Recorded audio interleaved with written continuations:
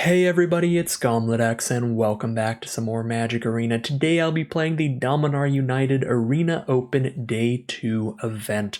This is going to be a competitive best of 3 Dominaria United Draft event, so we will be drafting a deck and then playing best 2 out of 3 rounds, all the way up to potentially 3 wins. If we get 3 wins with our first deck, we get to draft an additional deck for draft number 2, and draft number 2 is where all of the cash prizes are on the line.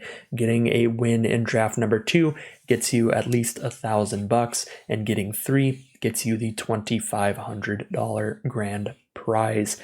So some very, very high stakes Magic today, some huge prizes on the line. The one thing that's really important to note here, though, is that if we lose a single round anywhere along the line, be it in draft number 1 or draft number 2, or maybe we just lose the very first match, we will be kicked out of this event with no chance to retry at all. So very, very competitive, high stakes event here. You got one shot, one opportunity, a single loss kicks you out entirely. So I'm just going to be doing my best to hold on for dear life and try not to lose in one of the super early games. So we'll see what happens. Let's hop into this draft and see where the cards take us today. All right, pack 1, pick 1. We do have a Joda the Unifier, which is a pretty fun build around 5-color legend, but it's pretty hard to cast, and you have to cast additional legendaries for it to start doing things, so I don't love it the most in an actually competitive event here. I do like these uncommons, the Knight of Dawn's Light, a very efficient 2-drop, a 2-mana 2/2 first strike that can buff itself, or the Yavimaya Iconoclast, 2-mana 3/2 Trampler. Those are both pretty incredible and probably what I'm going to roll with. Some really good commons as well. Soul Tender, Terror, Shore Up. Could speculate towards Defenders. Seems wrong though. I think I want Iconoclast or Knight of Dawn's Light. I'm a little higher on Knight of Dawn's Light here for just like white aggro stuff. I think that Domain is a tiny bit overdrafted lately, which means that green ends up being really heavily drafted. Now, I mean, we'll find out based on what we're getting past, but just on the assumption that a lot of people are going to try to be drafting green-based domain stuff, I'm going to move towards the white uncommon because those are both pretty equally powerful. Now we have Argivian Cavalier, which is pretty much the best white common, or well, one of them. A 3-mana 2/2 enlist that creates a 1/1 soldier as well. Great for an aggressive strategy, which we could definitely do with the Knight of Dawn's Light. I'm not a fan of Raven Man. Its ability is pretty slow and its sorcery speed. Very small body as well. So not a huge fan of that. Vineshaper Prodigy is a pretty good value play for a green-blue deck. Blight Pile's a fine finisher for defenders, and Lightning Strike is some efficient removal. So Lightning Strike or Cavalier, I think, is where we want to go here. For a nice, just little aggro deck. Most of these cards aren't great, just a bunch of random blue-black nonsense. I think I want to just take the Cavalier here, cut off white if we can. Strike's like a moderately better, but Cavalier sticks to just pure white for now, which seems good. Okay, pick 3. We now have a Take Up the Shield and an Argivian Phalanx, both incredible. Take Up the Shield is a huge combat trick in this format, and Argivian Phalanx is a really nice card when you're going wide with like soldier tokens and stuff. If we play a Knight of Dawn's Light on turn 2 and a Cavalier on turn 3, we have 3 creatures on board, which means turn 4, the Phalanx only costs 3 mana. So Phalanx and Take Up the Shield both seem great. I think Take Up the Shield is just a pretty absurd combat trick. I'm just going to take it here.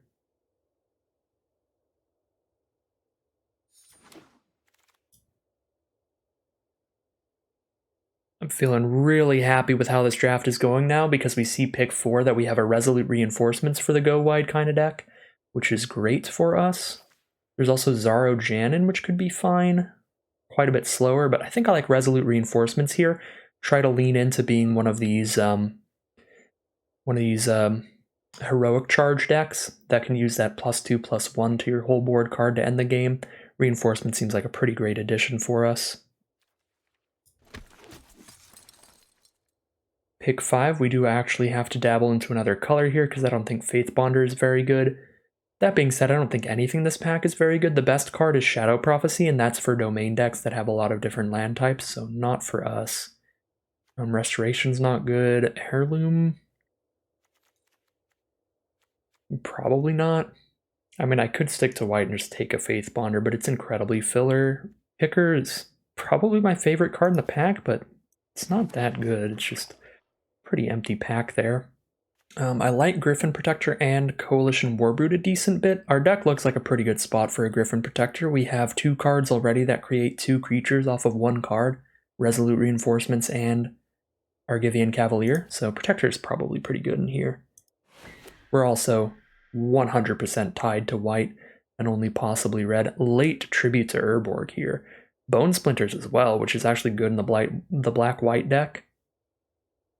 Might be on Bone Splinters over Tribute. I mean, I'm definitely taking a black card here, I think. I mean, Furious Bellow would be good if we were Boros aggro, but if we see Splinters and Tribute this late, that's a good sign for black-white Sacrifice as an archetype. I feel like Bone Splinters will tend to go a lot later more often, so we take like the Tribute first and get Splinters later if we do end up black-white, and this will cut more people off of black, because much more black decks want Tribute to Urborg than want Bone Splinters. Battlefly Storm's just okay. We could take a Radiant Grove speculating on that splash. Juniper Order Rootweaver's not playable unless we play green. I think I'll just take a Battlefly Swarm, not in love with it. But we may be headed in that direction, and Eerie Soul Tender should be pretty fine for that deck. Not good against the white decks with their 1/1 tokens, but it's a pretty good little value play, getting something back from your graveyard later. Definitely good if we pick up any Writhing Necromasses that are cheaper for each creature card in our graveyard. Really late Shadow Prophecy, but I don't think that's going to be how our deck is looking. I'd rather just take a Flowstone combo and we can go white-red or white-black. So if we open up like a rare in either color, we can go with it, and we are happy to be in white. It is wide open. Wheel the Phalanx, slap that in here. Perfect addition to the deck. Pretty happy with the meta call that I made of pushing into white immediately, trying to stay off domain. That being said, there's Shadow Prophecies everywhere, so that's a little weird.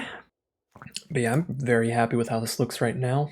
We don't have any hard removal in white, but we do in black. We've got a Tribute. In white, we just have the Take Up the Shield here. I mean, this seems pretty good. Neither of these are impressive. So we'd like to cut either of them, whichever way we end up being, whichever direction we end up going. Librarian could actually make the cut. It's pretty fine filler. Unfortunate, open up a double blue rare. That's probably not happening. I don't think we're trying to push to blue-white here. I don't remember for sure, but I don't think we saw a ton of great blue stuff. We saw Scavengers and Academy Walls everywhere, but those are pretty filler. So I think I can just take another Cavalier, hope to wheel the Heroic Charge. Heroic Charge much more likely to wheel than Cavalier. Less decks are interested in that card. The decks that are interested in it are incredibly interested in it, though, which could be a problem. But I'm going to take the Cavalier here, see if we can wheel the Heroic Charge. If we're wheeling like Phalanxes all day, it's a definite possibility. So Heroic Charge, big win con for our deck, but we're hoping to take Cavalier and wheel that one. If we don't wheel it, if we end up in Boros, Outrider's fine. Steel Crusher's fine. Outrider's great in the domain decks, and we're not that. It's just fine for Boros. If we end up in Orzhov, Battle Rage Blessing's a pretty great wheel for us. It's really good with our 1/1 tokens. So even though we open a rare in another color, still a pretty exciting pack for us. It's a very easy Knight of Dawn's Light, very good little 2-drop for our deck. 2 and a 2/2 first striker there. Again, Cavalier's fine, Warbrute's fine, Soul Tender's fine, but easy Knight of Dawn's Light. That one is incredible. We could put a temporary lockdown in the sideboard, but it's going to exile all of our tokens forever. So it feels really unlikely we end up in a matchup where we want to pull that in out of the side. We could take Extinguished Light and commit to Orzhov here, or we could take another Take Up the Shield, which is 100% going in our deck, regardless of colors. I mean, all we're getting by going into Orzhov is really the removal. Like Battlefly Storm, Tattered Apparition, and Soul Tender, none of those are exciting. So the only thing we get by pushing out of white here is removal, which is kind of important. Yeah, this Take Up the Shield is not going to wheel, though. Even domain decks have started just running it off of just a random white source. I'm going to take the Take Up the Shield. That was a really close one, though. Elas Ilkor? Alright, well, I guess we are Orzhov. That feels rough, because that definitely commits us to white-black.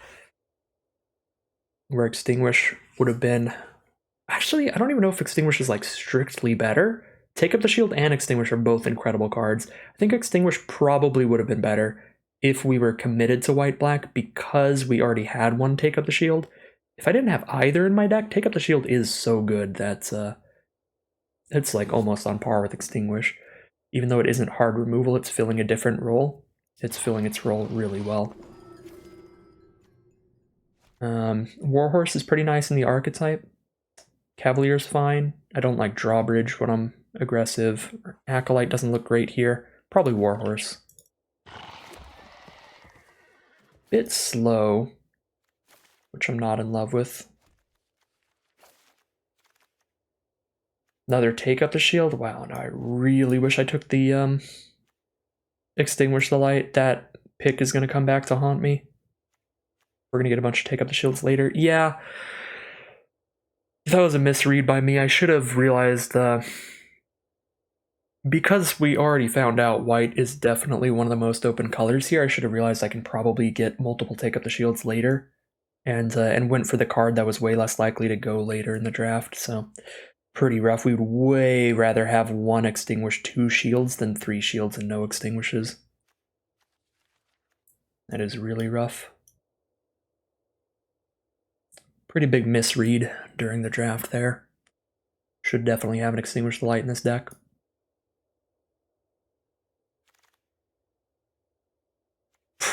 Really, really should. Like, to the point where I don't even want the 4th Take Up the Shield. But Hellish Sleeper is really good in this archetype, though. When you've got these 1/1 soldiers sitting around off the Cavaliers, sack 1 and kill your opponents like Morrow or something if they're just a hard domain deck. But yeah, wow, really, really unhappy with my Extinguish the Light pick, how that has played out here.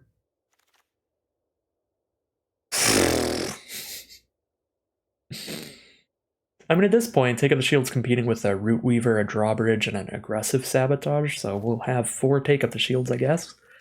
We could just have every non-creature spell in our deck be a Take Up the Shield. We did wield a Heroic Charge, that's definitely good.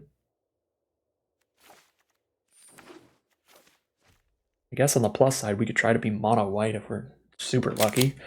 Don't think it's worth it though. 1, 2, 3, 4, 5, 6, 7, 8, 9, 10, 11, 12, 13, 14. No, I need like 10 more playables in the last pack to become mono white.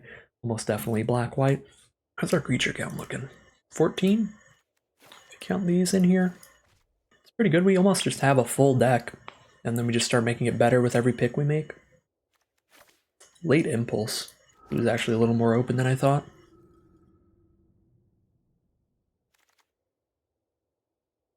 Not in love with this, but we'll just cut more white.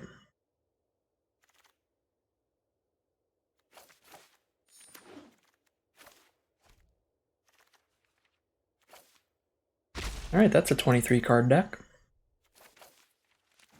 See what we open up. A Cut Down, an Extinguish the Light, and an Herbalist. We're definitely not on Herbalist. Well, there's 4 duels in here. This one booster pack had more dual lands than all 6 in my sealed pool yesterday. I think I go Extinguish the Light here. I already have Tribute to Urborg that can only kill small things, and I have 4 Take Up the Shields for just like getting into combat with smaller creatures, so I just really want to make sure I have some removal for like big creatures. From the large domain decks, we'll take the Extinguish here. This deck would have been so good if I could have had triple Take Up the Shield, double Extinguish the Light right now. Oof. Another Phalanx seems solid. Tribute to Urborg, Phalanx, Battlefly Swarm. We're never kicking a Tribute in this deck, so the fact that it's only -2/-2 isn't the most exciting thing. I think I'd take a Phalanx here. Although again, we wheeled the last Phalanx that we saw. But we're definitely not the only player in white here. And Phalanx is kind of the only playable white card outside of Tura, but that's more of a blue card because it's double blue, so I feel like if I pass this Phalanx round, it's probably not coming back. And I think it's probably better for our deck than a second Tribute. Well, I guess we get a Defiler of Flesh. That's actually kind of spicy. 4 mana, 4/4 Menace. Every time we cast a black permanence, another creature gets +1/+1 menace till end of turn. Sure. Yeah, that's spicier than a Splatter Goblin or a Vanguard or a Herbalist. Those are all fine. Not quite Defiler level. I actually love Soul Tender in here. Could cut those right now. Sitting at 16 creatures. Don't want to cut any more creatures. This is about what I want. Probably want like 16 lands here.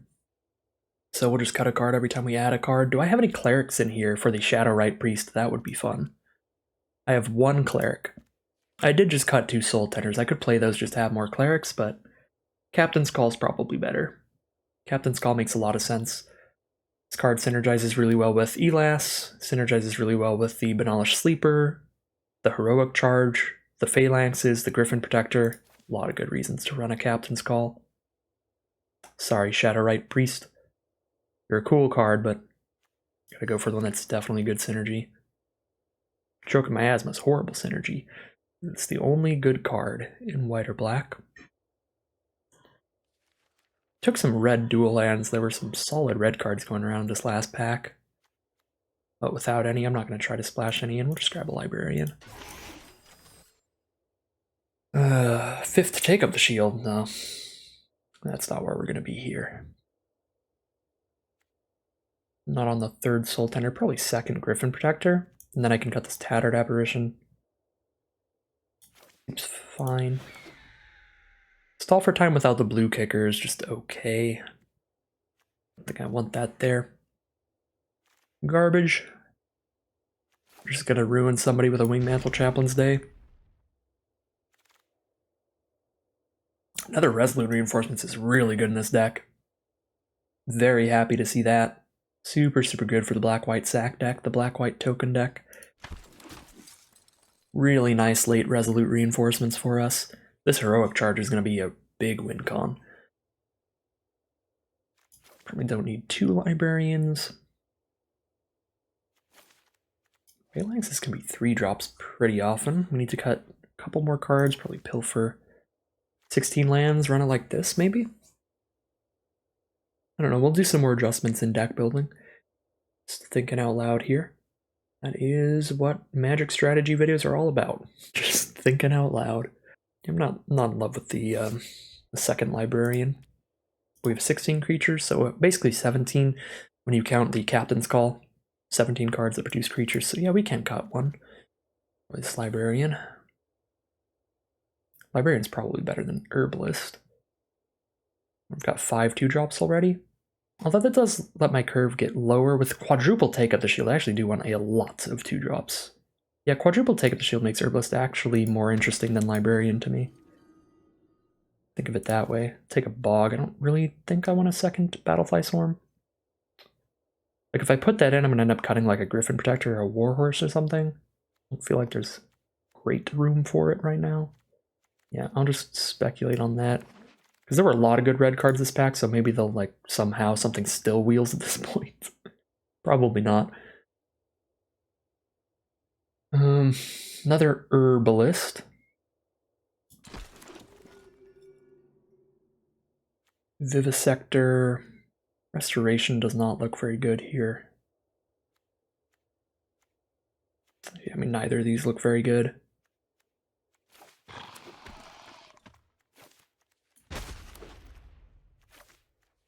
Alright, just need to cut a few cards again. We've got a very functional black-white aggro deck. I'm relatively happy with how this draft went. I think the only thing that I would do differently primarily was taking that Extinguish the Light over that Take Up the Shield. After seeing white was as open as it was, I should have assumed I was going to get plenty of Take Up the Shields in the future. I think had I taken Extinguish the Light over Take Up the Shield, I think this would have been a draft that I would have considered as having gone literally perfectly. If it were double Extinguish, triple Take Up the Shield, and everything else that we picked up here. Yeah. That was the one major misread.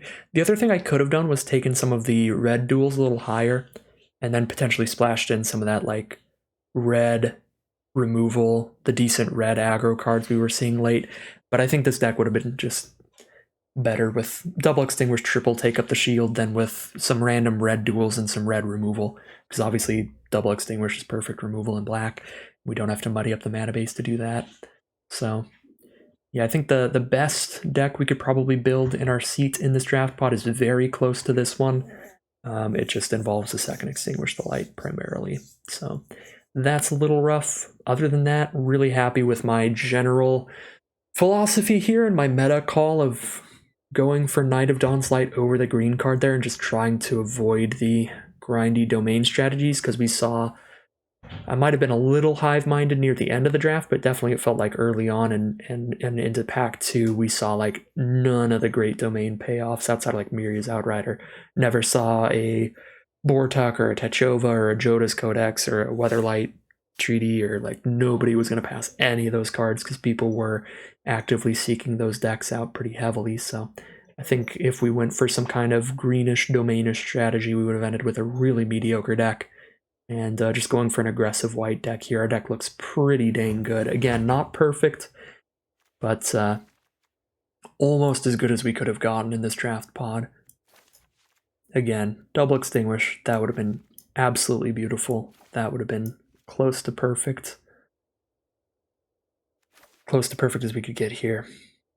I do like these herbalists with the quadruple take up the shield. I think I kind of want to just play as many just dorks that get into combat that get blocked as possible to utilize all the take up the shields. Which makes me a little more interested in like the herbalists than the Battlefly Swarm, weirdly enough. Obviously the curve is a little awkward because then it's just a mountain of 2-drops, but then I can go, 2-drop, 3-drop, and then 2 4-drops, or sorry, 2 2-drops on turn 4. Curve is a little high, but when you consider Phalanx as a 3 or 4 mana card, it's not that bad. Yeah, I kind of want to just cut like 2 of the cards that I put to the right here in a land, potentially. What are your odds of hitting 4 mana on turn 4 with a 16 land deck? I'm going to look that up real quick.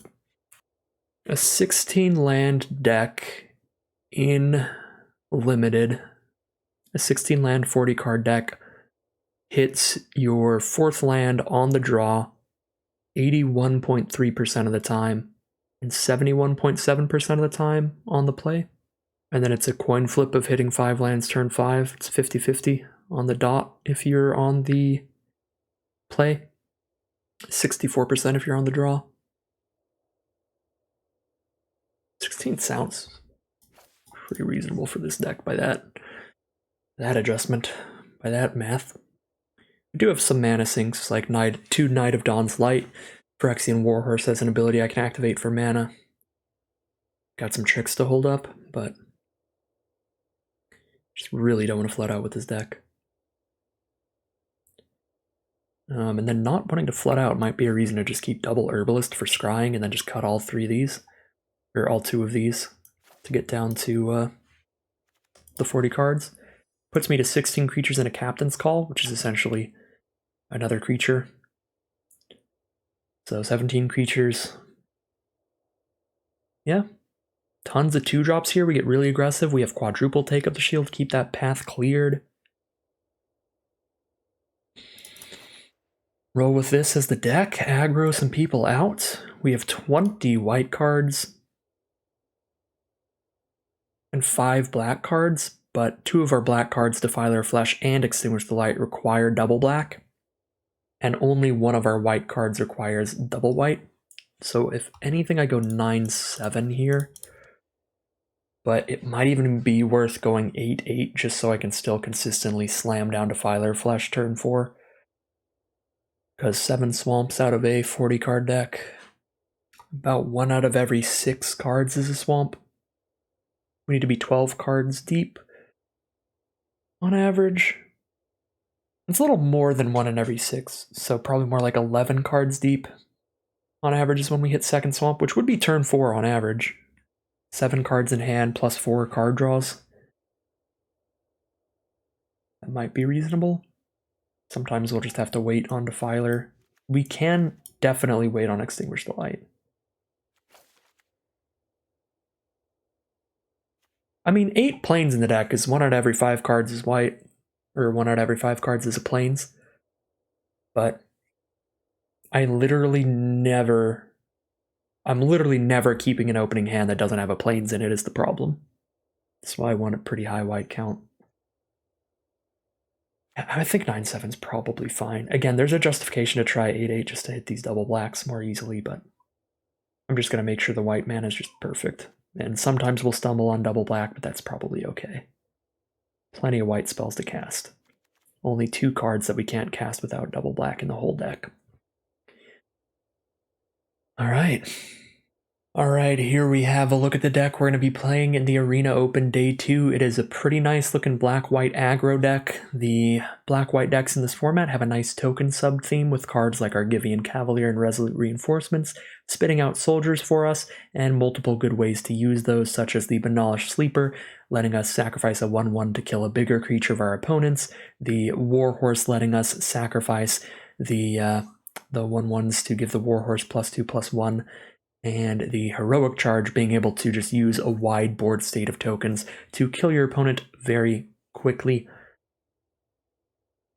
Looks like just a really solid, really aggro deck here. No mega bombs here. We have 1 Defiler, which is a relatively strong bomb, but without extra black permanents, it's kind of just a 4-mana 4/4 menace, so not the scariest, most wild card in the universe, but pretty solid still. So we are still running that. We have some okay removal, Extinguished Light, Tribute to Urborg, mainly trying to use quadruple Take Up the Shield to keep the path clear for our board, and yeah, just try to jam in for some real quick damage before our opponents play anything too explosive. So without further ado, let's head into gameplay. Played the 9 white sources because I knew I'd have to mulligan every hand without a white source in it, and here we are with a hand without a white source. So that is going to be putting us to the test. There is a Defiler, but stick true to what I said there. This is definitely a mulligan. We're going to have to mulligan any hand without a plains. Alright, this is much better. We don't have a swamp for the tribute, but we can just ditch the tribute. Kind of necessary to do so. We're trying to hit 4 mana to get to Griffin Protector here, and Phalanx as well. Opponent starts aggressive with a Viashino Branch Rider.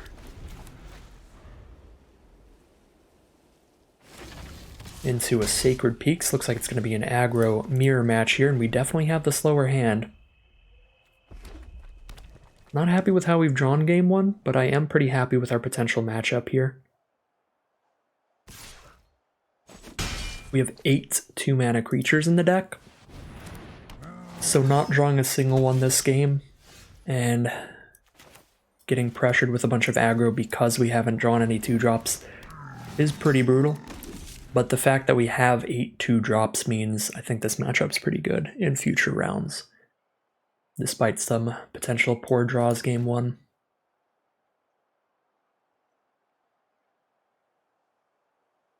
Our Resolute Reinforcements are pretty incredible in this matchup. Kill a Branch Rider and leave a 1/1 behind. Take Up the Shield's going to be great here. I'm sure our creatures are going to collide all the time.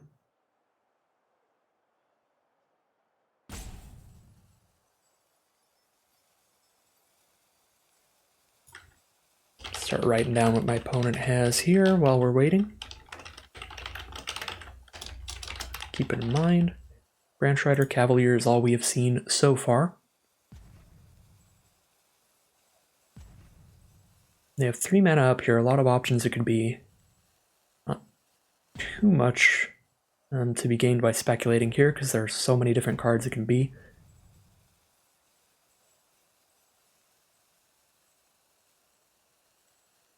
They are eyeballing the whole board state, so it could be some kind of trick here, trying to find out how that trick works. I feel like if it's like Take Up the Shield or something, it would have been a way easier decision, though. It would have just been slam attack. So, I mean, I guess we'll see. Yeah, we'll just find out. I'll throw a Cavalier under a Cavalier. Makes my Phalanxes worse. Yeah, I mean, I am taking 3 damage here. Take 3 damage, go to 14. That I can probably do to justify just playing a Cavalier next turn. Or that I can probably justify so that I know I can play Cavalier or Phalanx this turn. Get those 2 mixed up. We have to play this pre-combat in case something wacky happens. if I do want to attack with my Cavalier. But I don't actually think I do. I think I just want to trade with theirs when they crack back now. I don't want to put Phalanx in any danger, and they're not going to attack with this Cavalier as a 3-2 without a combat trick up.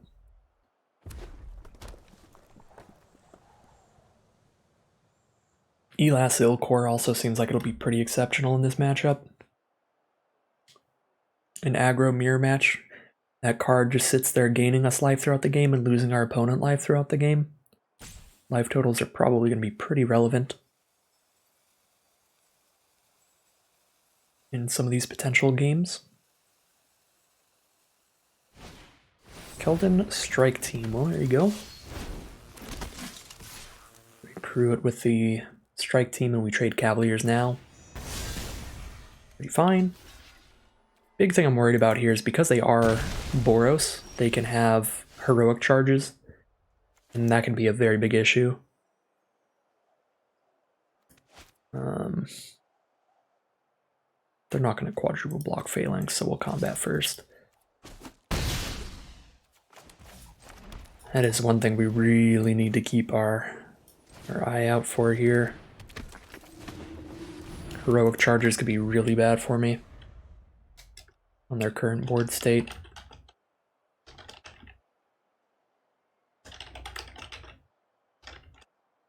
+2, +1 to everybody. Everything would be 2 toughness, bunch of 3 power soldiers, 5 power strike team. Yeah, we definitely want to play around it if they go for any alpha strikes here and attack with everybody.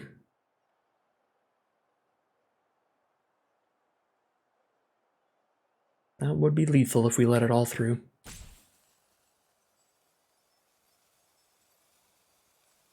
$17 damage. They wouldn't have the mana after casting a heroic charge to buff a branch rider at least, so it's not like way overkill, but it is lethal. They have the mana to kick the heroic charge now, so now it's incredibly hard to play around it. Give everything trample 2 here.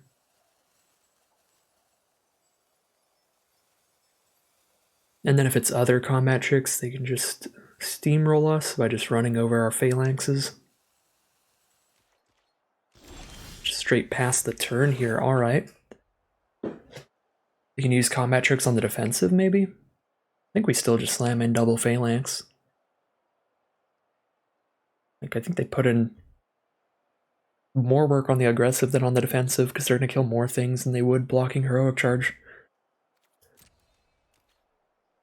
We just gotta see what nonsense tricks our opponents have. Actually, it's probably best to actually just play land, play a kicked Warhorse, and then hold up the ability to sack a Phalanx in case they had to take up the shield or something they wanted to cast here, so that I can make it so they don't get any life.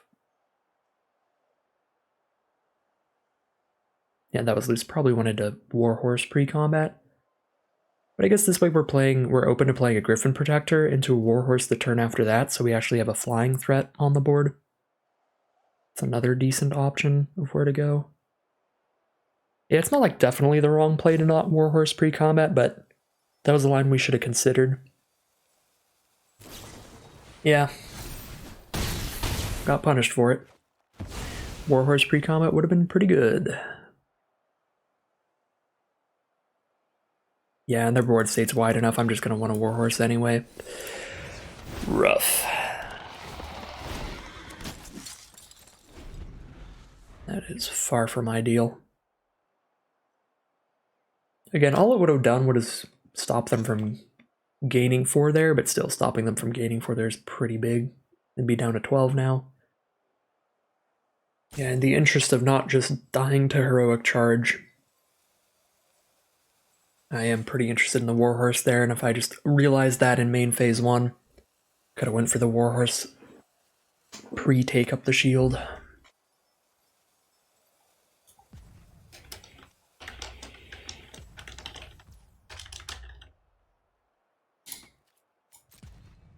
This is a matchup that's probably just going to come down to who draws the most take up the shields.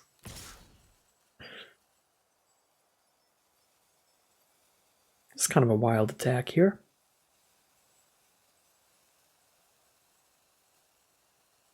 If it was Heroic Charge, I think they're attacking with everybody. Because no matter what, they at least kill enough of our creatures to not die on the crackback, since they gained that 4 life. This is another take up the shield that doesn't make too much sense setting in with all the 1/1s. There's +3/+0 first strike, that would make sense, because that would work well against the Phalanx. This could be the +3/+0 first strike or something. If it is Heroic Charge, I still think they probably attack with Branch Rider. So I don't think I play around Heroic Charge here. I think I play around +3/+0 first strike.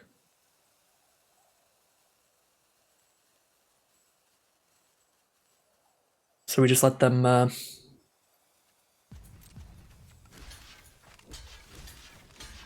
kill the Herbalist with that trick.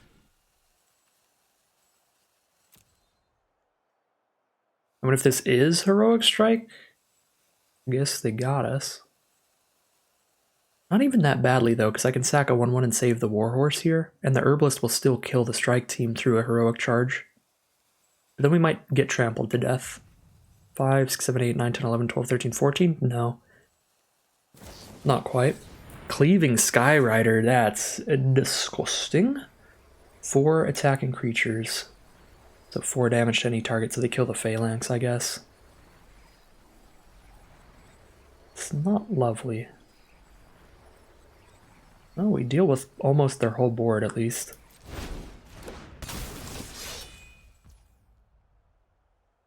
Alright, well, let me write that down. Don't love the amount of different instants my opponent can have here. I don't think there's a reason to sack the Phalanx here.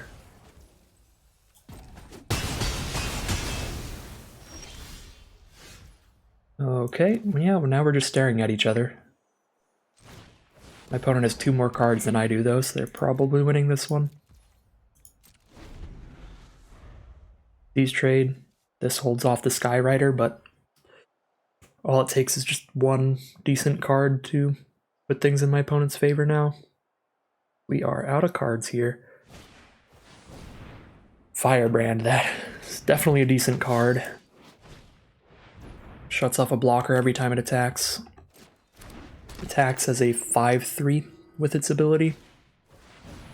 Wow, it's just 3 spells. Alright. Game 2 it is. Rana's Firebrand. And Gitu Amplifier. And Argivian Phalanx. Good deck from our opponent. I think our deck's pretty on par. I think this is a reasonable matchup. Actually, I still think it's a good matchup because they have multiple 1 toughness cards. Our double reinforcements is incredible. We need to get some better draws. We have to draw those 2 drops on curve and ideally not mulligan.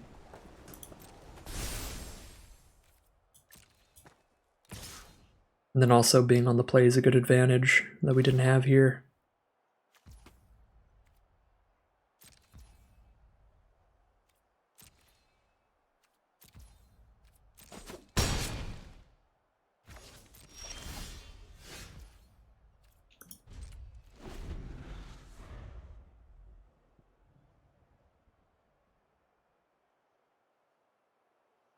At least I don't think we were on the play.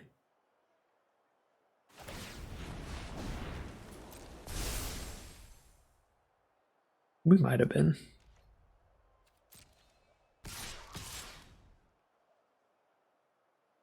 We're just dead if they attack with everybody, but they're spooked. Scared of our hand here. So we might get them to cast some more spells so we can see some more stuff to play around. Nope, they're going for it.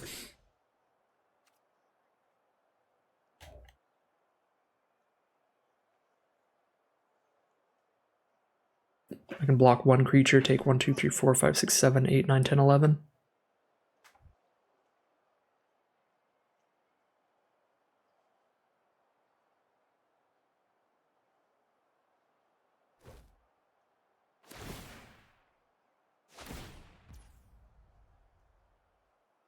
1, 2, 3, 4, 5, 6, 7, 8, 9. Exact lethal. No matter what. Yep. Game 2.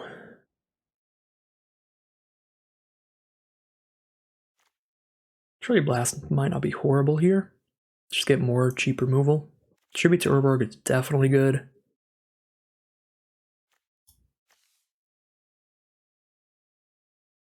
Yeah, like Blast can kill Firebrand. Most of their creatures are small enough for Blast to kill. The only thing it doesn't is Phalanx, because Phalanx never taps.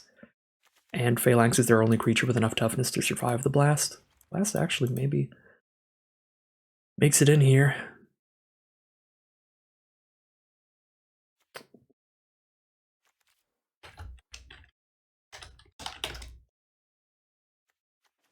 Question is, what do we cut? One of the 4 take up the shields? I think that would have been good. That would have been a good draw at like almost any point, except for the very end there.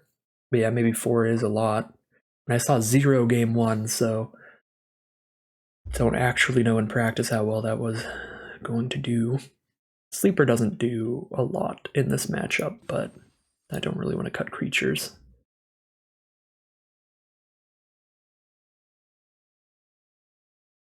If I cut any creatures, it's going to be one of the slower ones, most likely, like a Griffin Protector.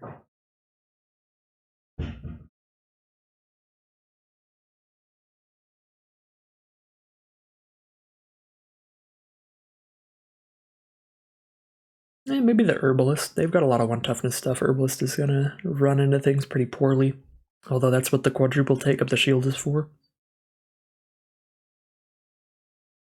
Ooh, we are dropping 1 creature.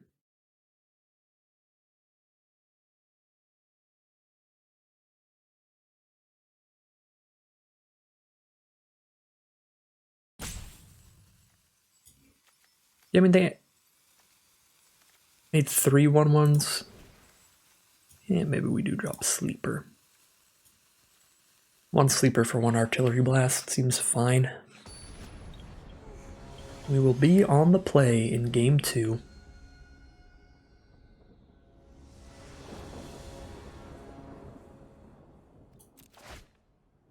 Alright. Drew the only 2 double black cards in the deck. But we'll have to keep this. We probably have to start with Herbalist, which is kind of rough because it doesn't attack in well against most of their board, but it lets us scry towards swamps. Alright, opponent is going to keep. Radiant Grove. Alright, that must be for, with 3 black cards in hand, now I've got to drop Herbalist. That must be for the Rada's Firebrand. Maybe Miria's Outrider or 2. Didn't see any green cards in there, so I'm assuming it's probably for Domain.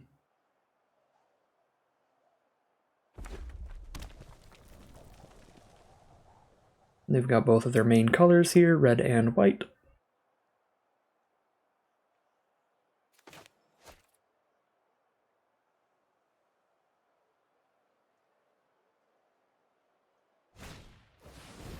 Amplifier, take that trade here. There's the swamp. Definitely keeping that.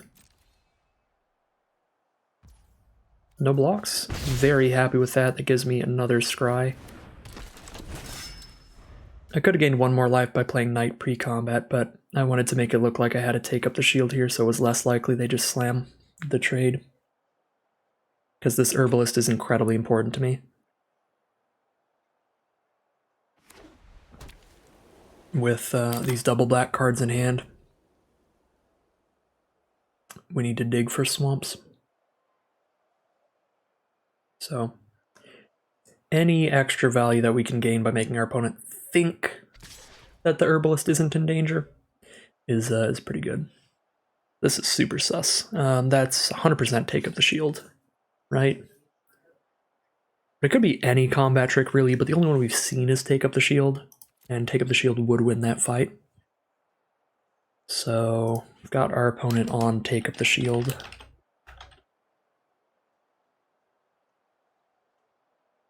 Assume one of these 6s take up the shield right now. That is the most likely answer. Again, it can be any combat trick. But the only one we know that our opponent has in their deck is Take Up the Shield. Flowstone and Fusion just kill the knight. Okay. Still feels like they have Take Up the Shield.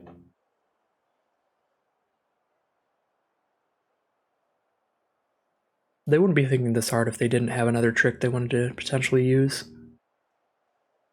Obviously, if they cast Take Up the Shield, there's not much information to be gained by us having known that they have Take Up the Shield, but if they just let this 3 damage through, we're 100% that they have Take Up the Shield. Because the other thing is that if they did not have Take Up the Shield here, or another combat trick, they would have just infusioned before the attack, because they were just letting me block for no reason if they didn't have Take Up the Shield. But yeah, there it is. There's the Take Up the Shield. So we scry again, look for the next swamp. Do need this to cast Warhorse, but that's the only thing that I have in hand that actually needs this mana. I honestly think it's better to scry bottom right now. And then I can choose to kill the Amplifier, or just play Cavalier. I'm at 16 life. I'm just going to play the Cavalier. They've already played 2 instant tricks to work with Amplifier. I don't think it's going to do that much damage to me. But I guess we'll find out. Next turn we'll have a really easy time justifying Artillery Blast if we don't hit a land. I guess that doesn't work if they don't attack with Amplifier. Which they might not if they're out of instants. And it's going to be quite difficult to get our Herbalist in to scry again. So we could have Artillery Blasted there to make it more likely Herbalist gets to get in this next turn, but that would be banking on our opponent not having any creatures to cast for 4 mana. Because like pretty much any creature that they untap and play is going to be big enough to beat Herbalist. And looks like they're just going right into combat. I'll just take it. Take 3 down to 13. Again, we have 4 Take Up the Shields in this deck, so ideally we don't have to be that worried about life total. I have to probably play this Phalanx pre-combat, because this Herbalist is going to die to this 1/1, but I still kind of have to attack with it.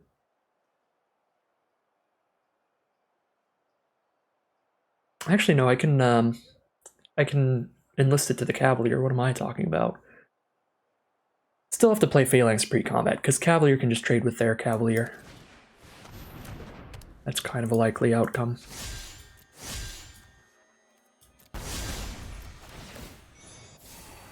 Another Cavalier? It's not terrible, but I'm looking for swamps.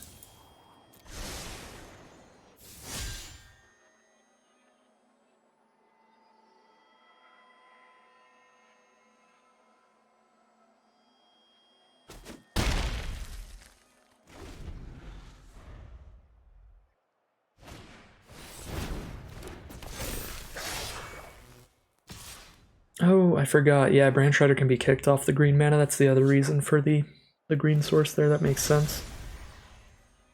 5/2 Cavalier's rough. We might have to just block. Oh, that is poor.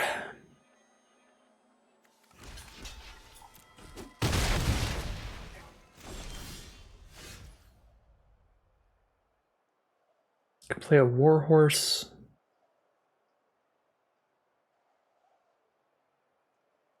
Artillery Blast away the Cavalier or the Branch Rider. Branch Rider's probably better. We are probably on Artillery Blast Branch Rider here.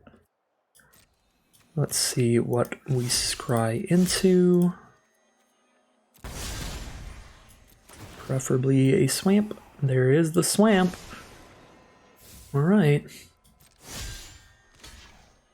Alright, we're going to trade into Amplifier. This feels really good. I'm going to clear out a lot of their board now then.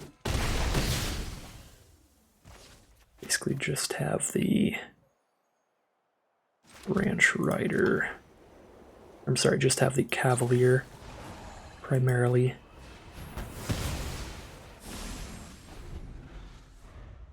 Cavalier is big enough to threaten to attack and alongside a Take Up the Shield, but we know they've used 1 of theirs. But if their draft pod was anything like theirs, they could have up to 5. We had the option to have like 5 or 6. We went with 4.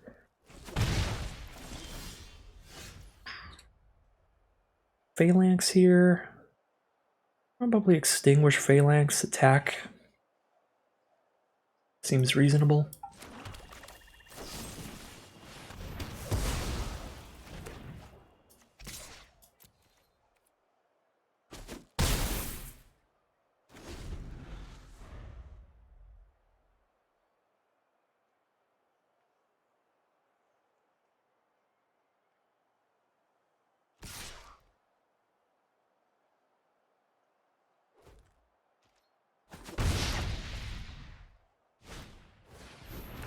Herbalist, that's very good with their Cavalier.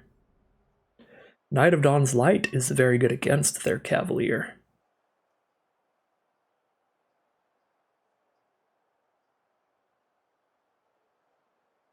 This is awkward, but I feel like I almost have to play the Knight of Dawn's Light instead of one of these black spells.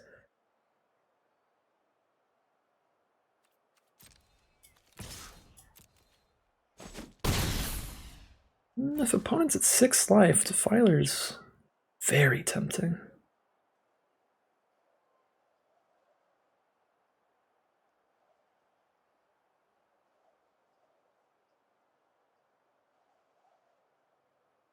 Are they planning to heroic charge or something? We didn't see any of those, but they could have it. We're at 12. 5 toughness. 1, 2, 3, 4, 5, 6, 7, 8, 9, 10, 11, 12, 13, 14. We definitely don't die to heroic charge.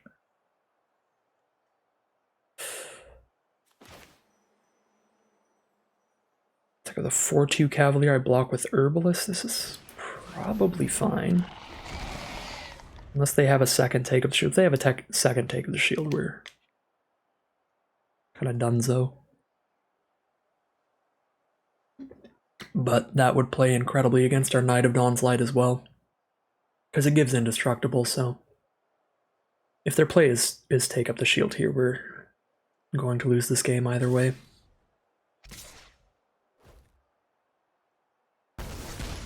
Because if we went for the Knight of Dawn's Light play to try to first strike away the Cavalier, they just take up the shield, win the fight, and gain 1,000,000 still. So, either way, they're gaining 1,000,000 life.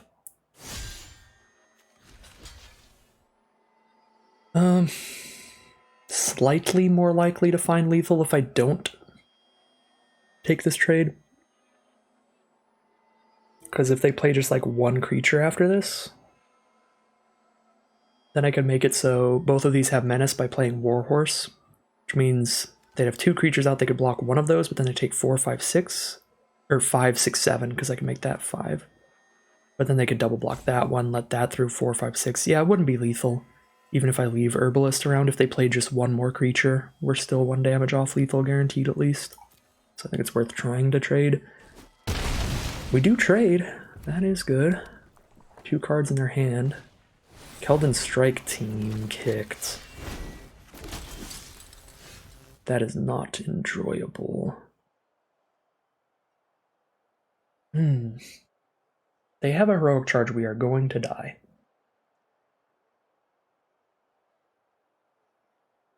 They can kill our Defiler of Flesh by double blocking with Keldon Strike Team and a 1/1. If I pay the life for this Warhorse, it's going to cost me 4 mana to get 2 creatures out, then I have 1 mana up, which is not enough to play Phalanx. I would need 3 more creatures out to cast this Phalanx. I can play Knight of Dawn's Light and Phalanx, but then I do not give a creature menace. I think I attack with Phalanx, let them trade Strike Team plus 1/1 into it. I think that's a better trade for me than Defiler of Flesh would be. Plus I get to hold the blocker up if they don't. Oh my god, I just misplayed. Yeah, nope, that was bad. I needed to play Phalanx pre-combat.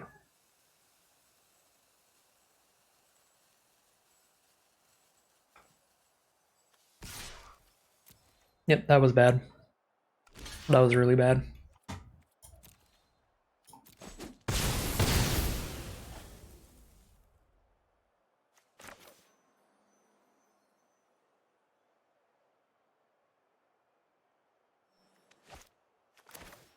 Guess there will be no Knight of Dawn's Light then.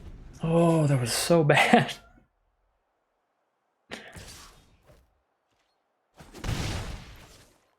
That is two very inopportune lines now today. 5/5 Phalanx, 1, 2, 3, 4, 5. They have to triple block to kill it. Feels good. I pay the 2 life so that I can play this and Knight.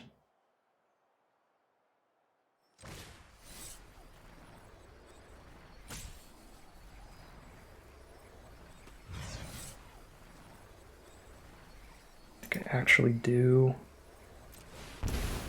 That was so bad. I would have just had Knight of Dawn's Light out this turn and not had to pay life this turn.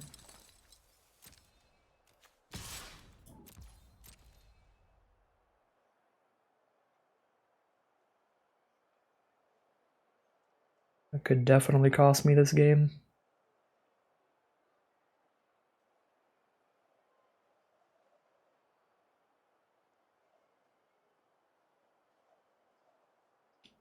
I can block every single creature they have after playing a Knight of Dawn's Light.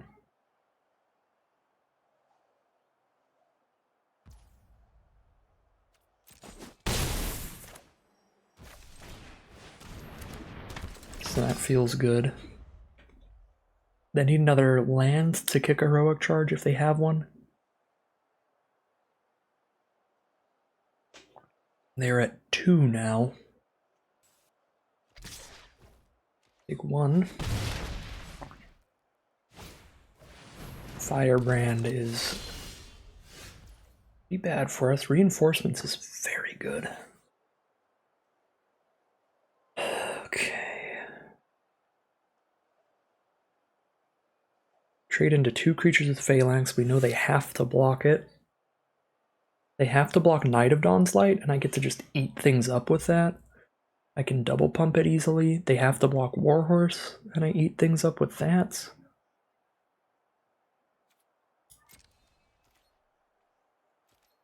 The fact that I know I'm going to have 2 more blockers than I'm holding up here, I'll have at least 3 blockers. I'll have 4 blockers if I have the mana for reinforcements after this attack. Don't have very many more black permanents in this deck, do I? I have 1 more black permanent in the whole deck. I think Defiler actually gets in. Maybe do that.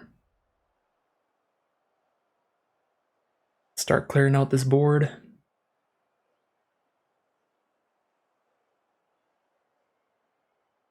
They do have the mana to pump Firebrand here, but everything here is big enough to hit it. Yeah, they actually have Domain 3 here. So 3 mana to use Firebrand. Everything on board still trades into it, though.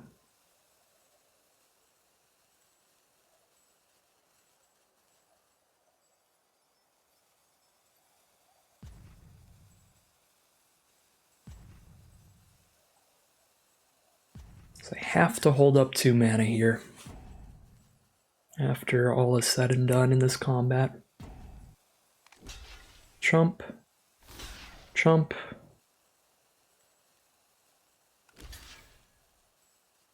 Trade.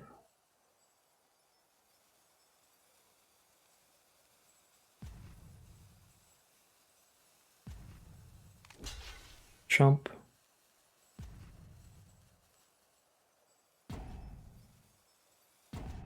This heroic charge on the defense here?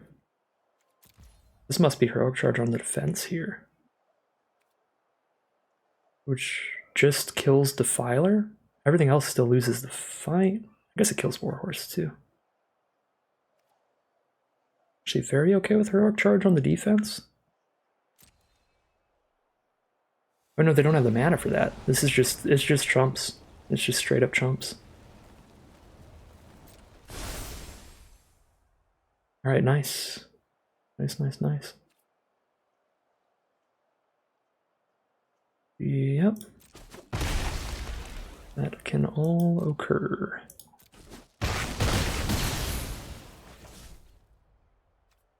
Now I just need to not die here and then they're dead next turn.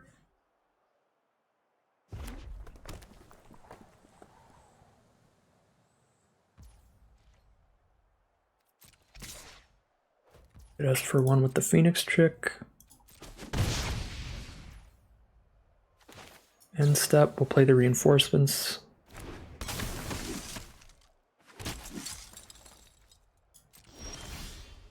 There's a take up the shield as well. Unless they have a fog, they should be super dead.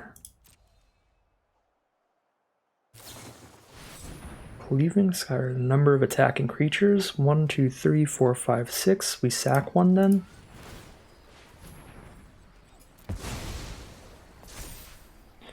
One, 2, 3, 4, 5 damage.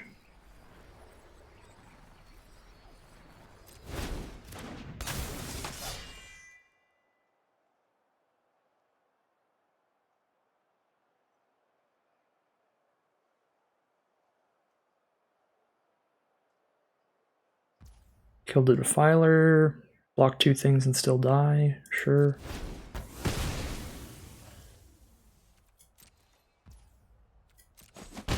Alright.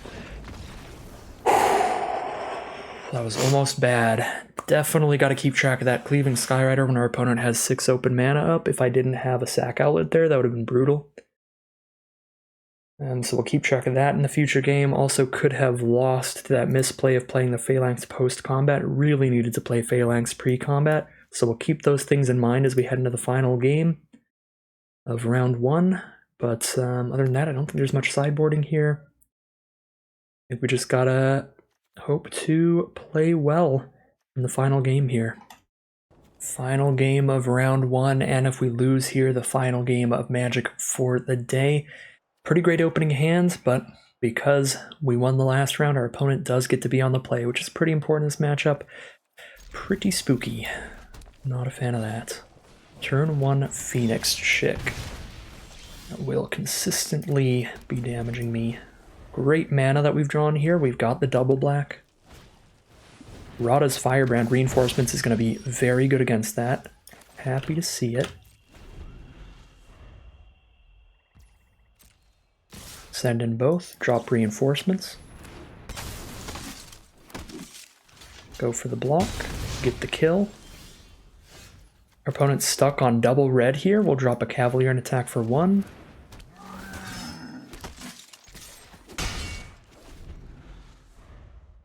Killed the rare that they were banking on, and they're stuck on mana now with no action without that rare. Just keep slamming things on board here. Double take up the shield and extinguish the light if our opponent starts establishing a board state. Doesn't look likely. Elas Ilkor, so as our creatures die, we make our opponent lose life, and as we play more creatures, we gain life. Hold up take up the shield to protect these things so that I still have lethal next turn guaranteed. And opponent misses too many land drops there. It's going to be 2-1 and a victory in round 1. Here we are in match 2. Unfortunately, opponent gets to be on the play 2 out of the 3 games. This hand's really awkward. We need the double black for Defiler, and we don't have a play until turn 4 with this Captain's Call. I think I have to mulligan this. Hand's pretty bad too, but we can try to use Herbalist to get to the swamp. Getting rid of the 4th Plains, because 4th Plains is very redundant. We need swamps as our 4th land for the vast majority of our cards.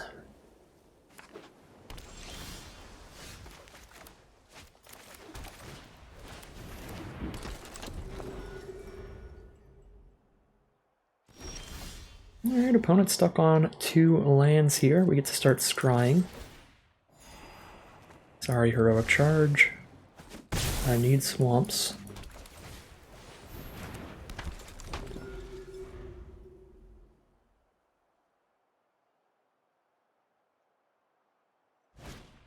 Opponent is going to Runic Shot and Herbalist and Scry 2, so they get to set up their draws. Very good card to have here. Not only is it 2 mana removal, but it's also setting up the draws, making sure they hit their land drops now. Yikes. Come on, Herbalist, let's find a swamp.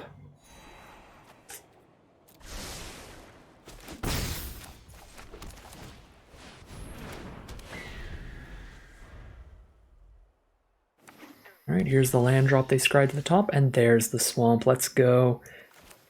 Haven't seen a scatter from our opponent earlier, so I don't think they have one. So we'll just go for the Warhorse right now to get max Griffin Protector damage in.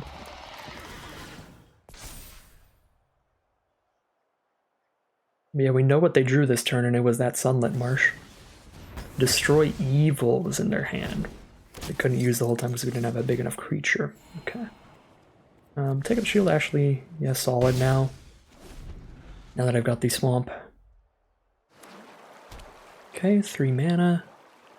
If they have any removal, I would love for them to hold it and try to use it at instant speed, and then we take up the shield in response to make sure we still get the damage in. That should feel pretty good. Just trying to beat down while our opponent is sitting here playing tapped lands. Geyser. Draw a card, kill the 1/1. That's pretty fine.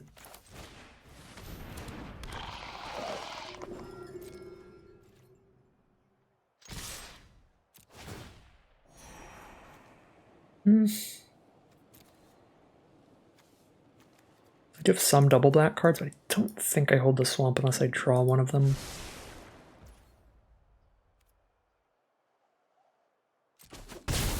Opponent's down to 9. Play around kicked Phyrexian Espionage by holding Take Up the Shield, but if they spend 5 and kick a Phyrexian Espionage, we're dealing 2, 3, 4, 5, 6, 7. They're just dead. So let's play the plains. Let's not play around kicked Phyrexian Espionage. That's not a play that's going to work well for them. It's their own Elas Ilkor. Volsh Tide Turner. Alright, they're getting some blockers, but looks probably not enough. Ooh, Banalish Sleeper. Probably just playing that as a 3/1.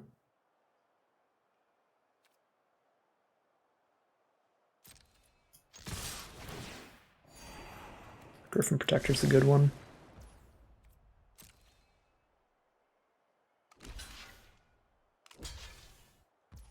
Alright, trade there.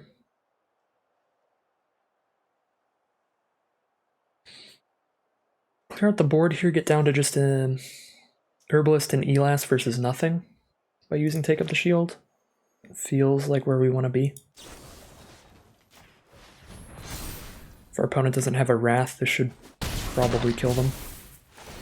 We're going to lose another life, and then we're going to play another creature. May even hold Sleeper. If our opponent just drops like a single 10/10, then holding Sleeper is going to be like better against like Morrow and stuff. 3, 4, 5, 6 damage, but it won't be lethal. And I actually have lethal on board if I play it. Next turn I can't play Protector and Sleeper kicked. This is kind of awkward. I think I just play it.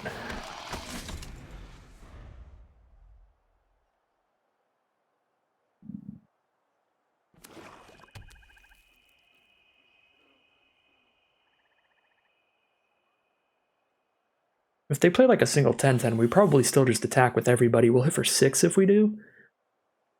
Because either 6 damage gets through, and they trade with the Death Toucher, or 5 gets through and Elas triggers when one of my creatures dies to do another damage to them. So yeah, I don't think holding Sleeper on the off chance that they just slam down for like one big creature is the best play, because if that's their play and they just tap out for one big creature, we just Alpha Strike, and we're in an incredible position anyway.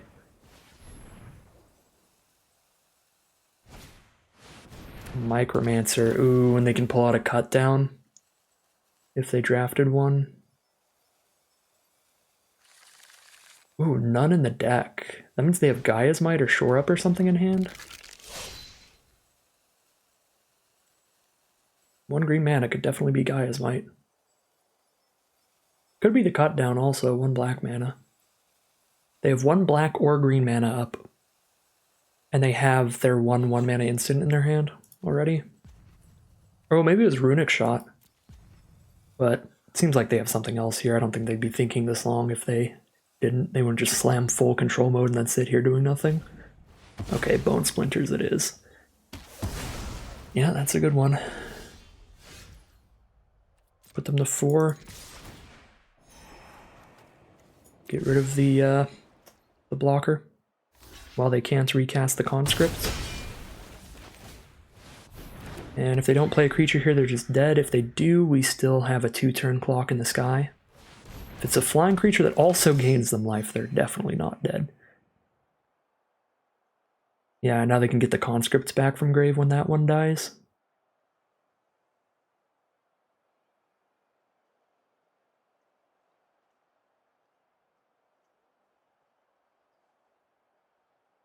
Only if they don't cast their final spell in hand, though. If they cast their final spell in hand and then a creature dies, they cannot afford to bring back conscript. Ah, it's 2 flyers. Cavalier is a good draw here, though. That makes Protector 5 toughness this turn.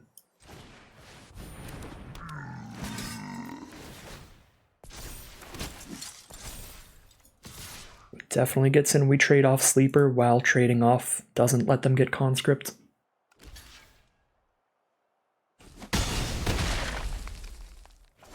Now they're at 2 life, pretty dead on board.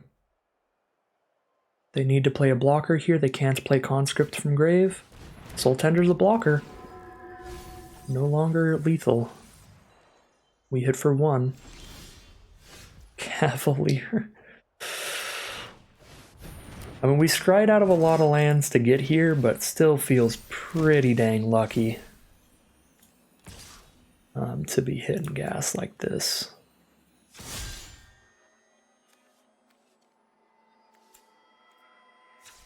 They have to already just trade with the Cavalier or die.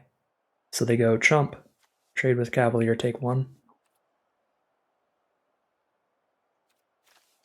they have anything in grave that saves them? 5 mana, they'd have 1 mana. Whatever it is. No, they don't. I guess they sorta could. Not at 1 life. Yeah, just put them to 1. Their blocks are predetermined, predestined. Yeah, so next turn they can spend 5 mana and get back their Elas Ilcore maybe if they hit a basic land this turn. That's like the worst thing that could happen from the Soul Tender. Otherwise they just get a Tide Turner, and they can't get either of them back if they didn't hit an untapped land. Alright, they're just dead. What are we up against here? We're against Domain. Primarily Esper. Good removal like Destroy Evils and Runic Shots. I love the quadruple Take the Shield here. I'm going to list all the instants at the top.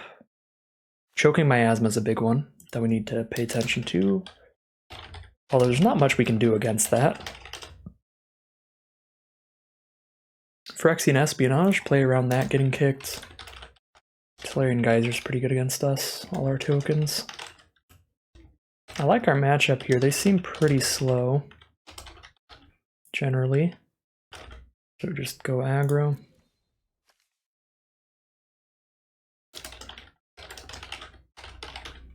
Okay. Yeah, I don't think we have a sideboard. A Pilfer's fine. They're slow enough. They're pretty much always going to have cards in hand for us to shoot with this. That might be better than Tribute to Urborg in this matchup. But I mean, we can kill a Mesa Cavalier with that. Kill an Elas Ilcore, kill a Soul Tender. Maybe in the future, Pilfer for Tribute's solid. You know, I might just do that now. Bad top deck late game, though. Still. But they did have a lot of really important, really high impact cards that they could have hit, like Choking Miasma or stuff. That'd be really nice to just rip out of their hand.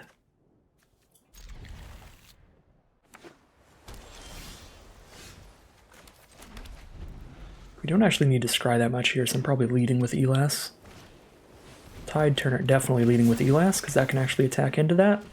The Herbalist definitely cannot.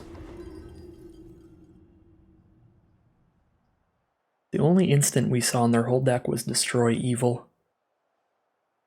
So we could have just not seen their tricks, but it doesn't feel like we need to play around too much at instant speed. Okay, now we know they have an Impulse. Not something we have to play around, but something to keep in mind if our opponent is thinking a lot during our turn. Could just be Impulse. Okay, Knight of Dawn's Light is cool. That'll give us a ton of bonus life, but I don't think this matchup is determined a lot by life total. It's about how quickly we race them down. It's more about board state. So we commit to the board first. If we were in the like really aggro mirror, I might play Knight of Dawn's Light first. Probably not still, but making all of Elas's life gain 2 life per creature would be big in a matchup where life total mattered a lot. Just don't think that's this matchup. Take up the shield, that feels pretty great. We can now play the Knight of Dawn's Light plus a Phalanx. I'm just gonna do it pre-combat. I'm never casting a Phalanx post-combat again. No choking miasma, please. They don't have a second swamp. If they have a choking, we still have Phalanx. Okay, no choking miasma yet. Maybe just because no second Black Source here. Griffin Protector does not die to choking miasma, but Herbalist does, so I definitely don't want to play Herbalist. I probably just want to hold up Take the Shield and Knight's ability, so I could buff the Knight against a miasma and put a counter on something against it. We might have to just take up the shield in combat here, though. We'll see.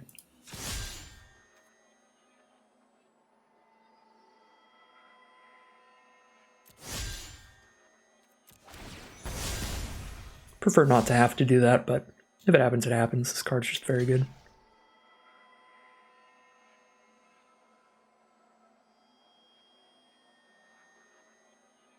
I mean, yeah, take up the shielding in combat does still play around choking miasma, because then Cavalier will still have the 3 toughness when they try to cast miasma.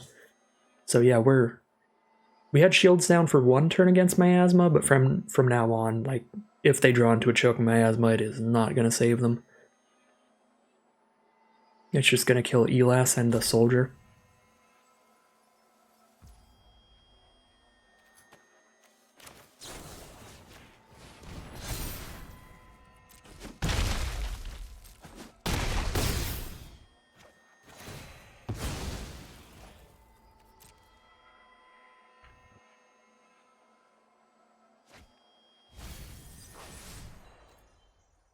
They ditched a swamp. That makes me feel like no miasma. But I still don't feel like I play Herbalist. I feel like I want to be safe.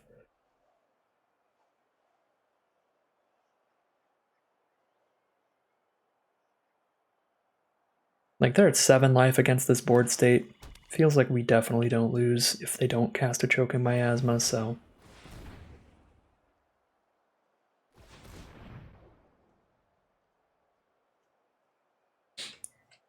keep our way to save the Knight against miasma. Alright, another Espionage. Yeah, they're digging for miasma. Holding double black up and casting Espionage.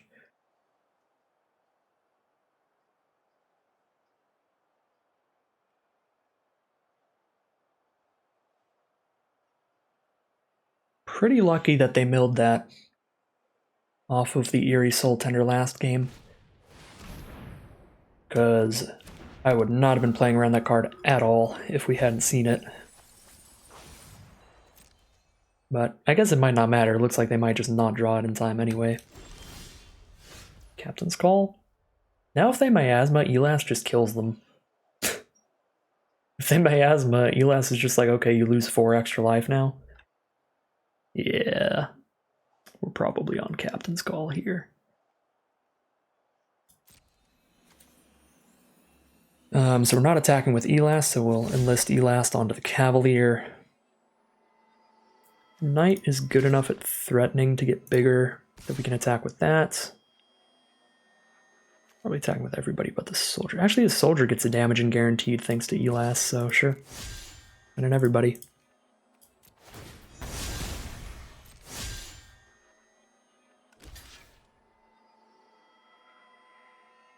So right now...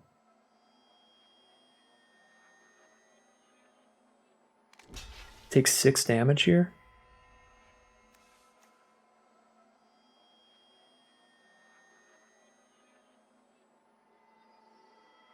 They're gonna go to 1 life already? Yeah, you know what? Sure. I don't need to cast Captain's Call if my opponent's at 1. Just get all the dorks off the board.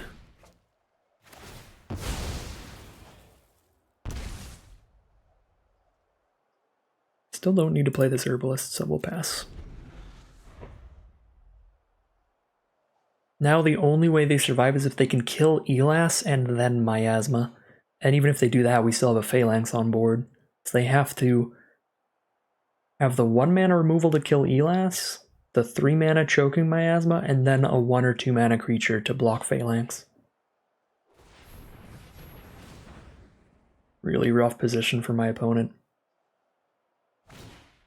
Tolarian Geyser, alright, put that in my hand and they draw a card.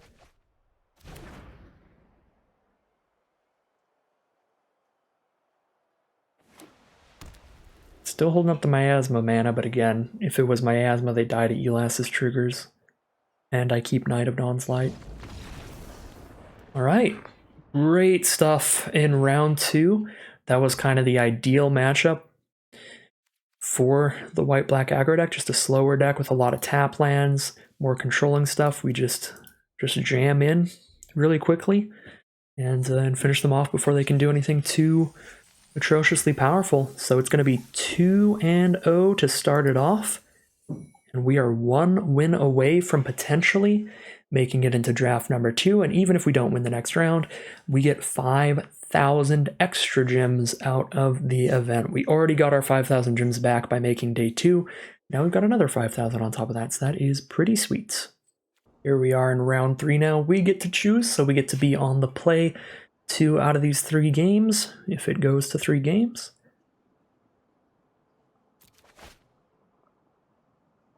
And this looks like a pretty great hand. Knight of Dawn's Light on 2 with a Take Up the Shield, a Defiler Flesh if we hit a second swamp, and if not, we have a Griffin Protector. I'm into it. Nice and aggressive hand for being on the play, especially if we can hit another 2 or 3 mana creature, which we do have a lot we can potentially draw into. Another Take Up the Shield. I mean, it's not terrible, but it is a little awkward. Yeah, we have Sleeper, Knight, 2 Reinforcements, 2 Herbalists, Elas Ilkor, 2 Argivian Cavaliers. So tons of potential cards we could draw into to cast next turn. Playing against a deck with an island into a Crystal Grotto, so it could really be anything. Coral Colony is the first play. We did hit a creature we get to play here. We get to drop an Elas down. Threaten a trick here, but they just block and take no damage.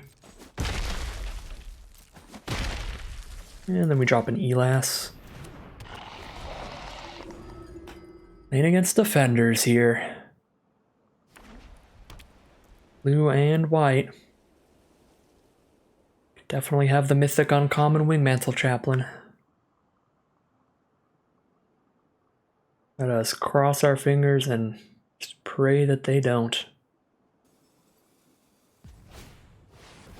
Alright, Phyrexian Espionage, just draw 2, don't impact the board at all.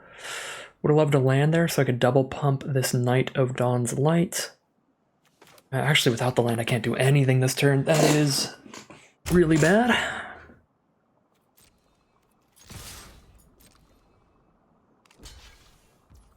So we just hit for 2 then.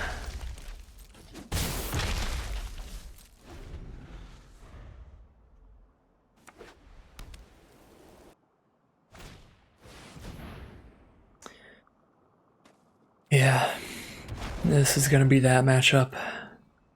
Shield Wall Sentinel into Shield Wall Sentinel into Shield Wall Sentinel into Wingmantle Chaplain? No, they're just going to grab it immediately. Yep. Again, 16 land deck is a 71% chance of hitting 4th land turn 4 on the play, 89% chance of hitting it turn 5, and we have failed turn 5. So, against the best deck in the format, and we're just not going to get anywhere near as aggressive as we need.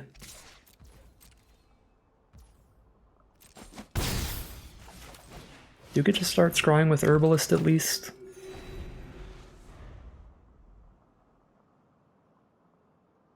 But opponent gets 3 birds now because they have 3 defenders.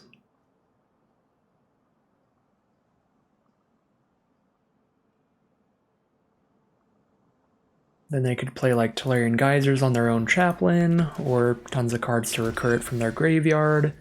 We're still not hitting that 4th land. I need to scry with Herbalist, I guess. there's the 4th land. We'll keep it. We'd prefer it were a swamp, but this is still fine. Still lets us cast all but 1 cards in our hand.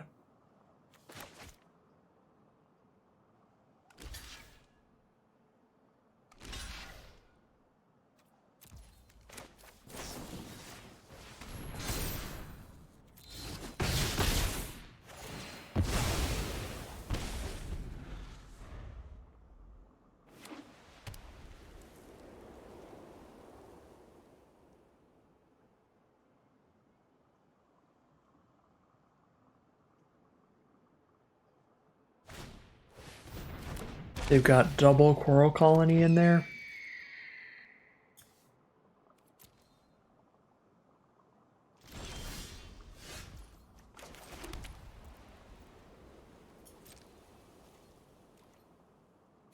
Oh.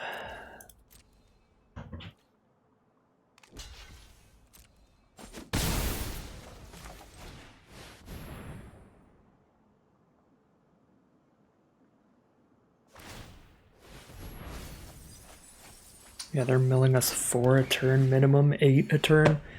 If they tap both. With 23 cards already, 8 a turn is a 3-turn clock. They do have the mana to do that thanks to the Crystal Grotto. I have 3 turns to kill my opponent. If they just activate Coral Colonies, that's not to mention if they just play more defenders.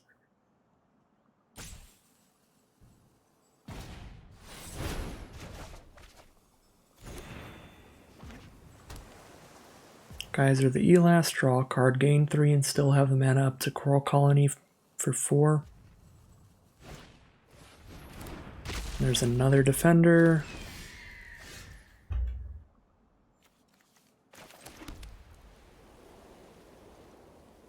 Something I've said a lot in my other draft videos, if you haven't seen those, is that the Defender's archetype is one of the least fun archetypes in the past several years in Limited, in my opinion.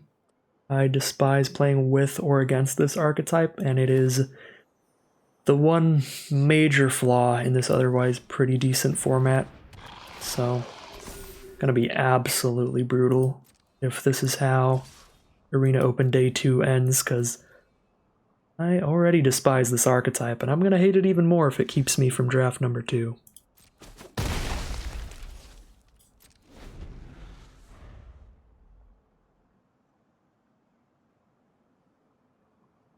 And it's looking possible because this is a very good build for my opponent. No shade against them. The event is super competitive. It is win at any costs magic here, so if you get the Wingmantle Chaplain and the defenders are open, it's 100% the correct thing to do. And their deck is very well built so far. Every card is quite good that we've seen.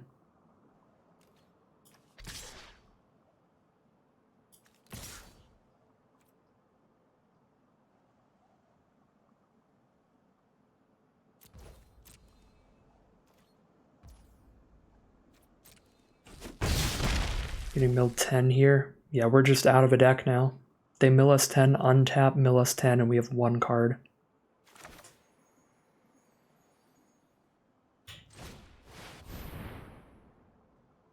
They even have the mana to Essence Scatter and still mill us 5.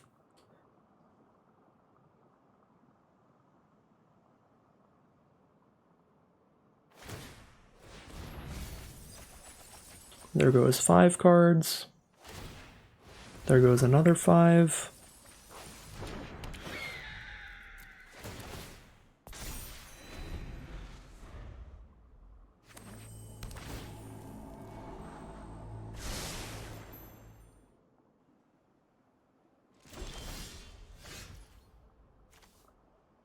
Yep, we have to kill them this turn or we're dead, because we're getting milled 10 more. I have 5 mana up. Play Reinforcements. 5, 6, 7, 8. That makes it 8 damage in the sky. I think I have to just attack with everybody first, see if I can get them to not drawbridge, but they have exactly enough mana to drawbridge and double tap colonies. I don't think there's any way we win. The only way is if my opponent just like really doesn't play around anything and they just let all the damage through and then I get to reinforcements unblocked. It's my only hope, so we go for it.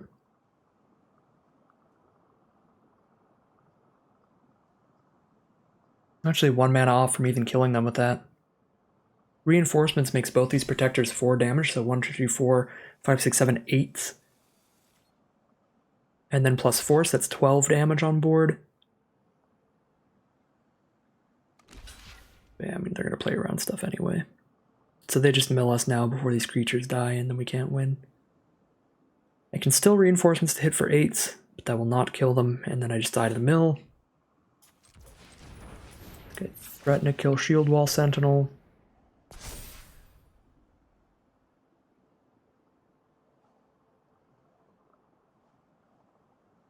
And if we go through to damage here, I'm not immediately dead. I feel like if I cast reinforcements, they're just going to respond by double colony. Yeah, I guess as soon as I try to go through to damage, they're going to respond with colony. Yeah, we're dead. So let's not show them our entire deck. We'll have 10 cards as our own secret. Not much I could really do there. I stumbled on mana a little bit, and opponent is just on the perfect defender strategy, which is the best strategy in the whole format. Yeah, not really anything I could do there. I don't think I played perfectly. I probably could have been getting more aggressive with Knight of Dawn's Light, threatening to throw pumps and take up the shields up to kill some defenders, but there was no line that was winning that match. That was devastating. And that was our game on the play.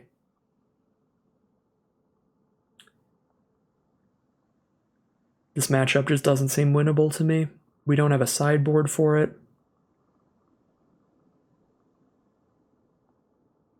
We just have to draw a really good aggressive hand, and our opponent has to draw poorly. Guess I could take a Pilfer here. Quadruple take up the shield is a lot for this matchup. We'll lower it to like 3. But yeah, Pilfer could potentially get rid of like a Shield Wall Sentinel. We didn't see any graveyard recursion from them yet.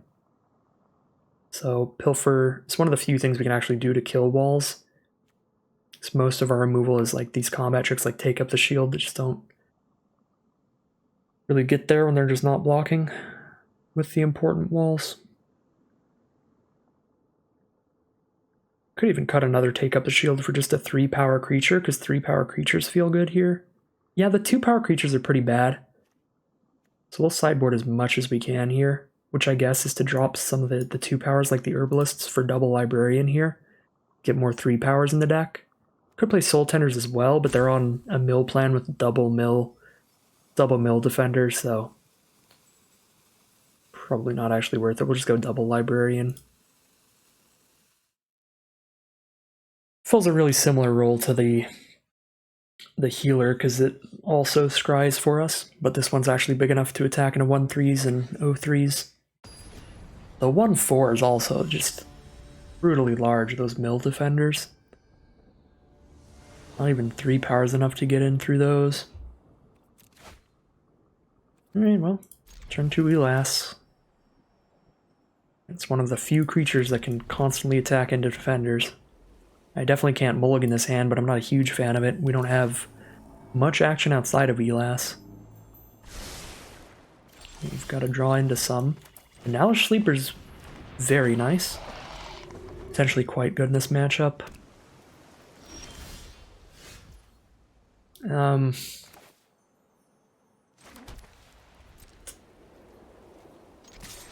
kind of think I have to just play this so I can keep curving out as aggressively as possible. It's a little rough I don't get to make them sack a creature, but I can take up the shield to make this 4 power, which is enough to kill any defender, and then I'll just have a 4/2 out every other turn, attacking into their defenders. So it seems like a really valuable creature to just have on board. Opponent 100% has Essence Scatter, and they have chosen to use it. Not ideal.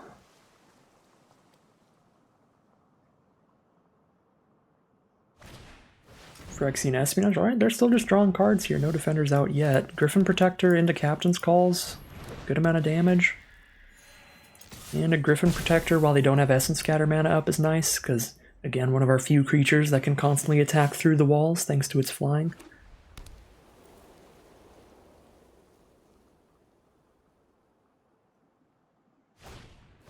Citizen's Arrest. It's pretty nice.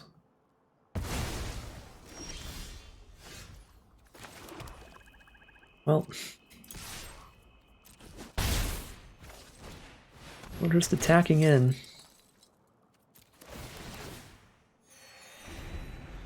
Would have been an incredible turn if our opponent didn't have removal, but their deck is really, really good, so to be expected they would have it there after the Espionage, and there's the Shield Wall.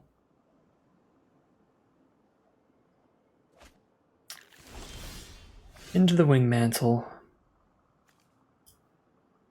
I'm not going to cast 2 Take Up the Shields when they have 1 blocker, so we'll play Phalanx pre-combat. Just so we know we get the full cost reduction. Pretty important to keep creatures on board, so I'm just going to keep this on board with this Take Up the Shield when I've got a bonus copy.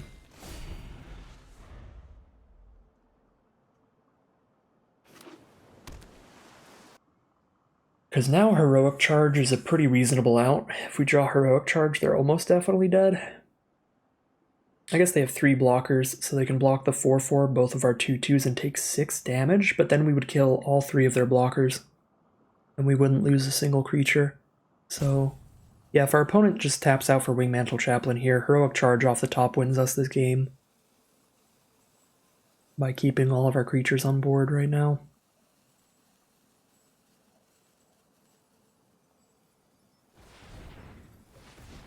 Does not immediately win, but it puts them to an empty board state where, unless they drafted like a board wipe, they could not really recover.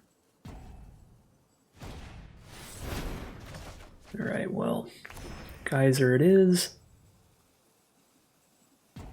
2 mana, maybe a Coral Colony? No, hold up Essence Scatter to counter the Phalanx. I can't play around the scatter. If they have it, they have it. I have no other creature to play, so...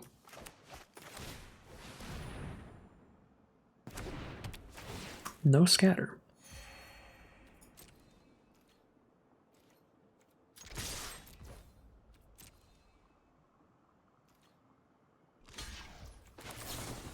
I think I'm still just playing for Heroic Charge here. Maybe they have Negate. I don't think I played very many non-creature spells last game, but maybe I played enough they wouldn't cut a Negate.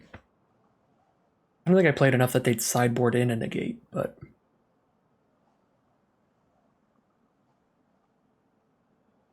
we'll see.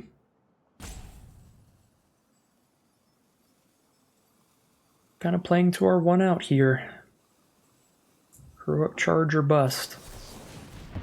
Alright, they do. They have Urtai's Scorn. And they do cast it there, which means Heroic Charge is still viable. That is 1 counterspell gone. Pretty glad I went for the pre-combat Phalanx there. It would have been significantly worse for me if the Phalanx got countered. Oh my god. Chaplain and Drawbridge.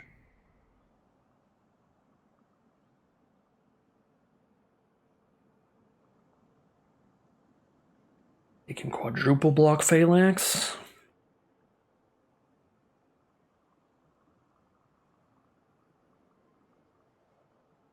Double block a 2/2 trades into a bird still.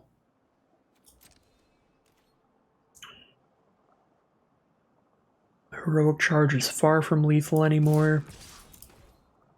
Pretty sure Wingmantle Chaplain is just stealing another game, as it does in this format.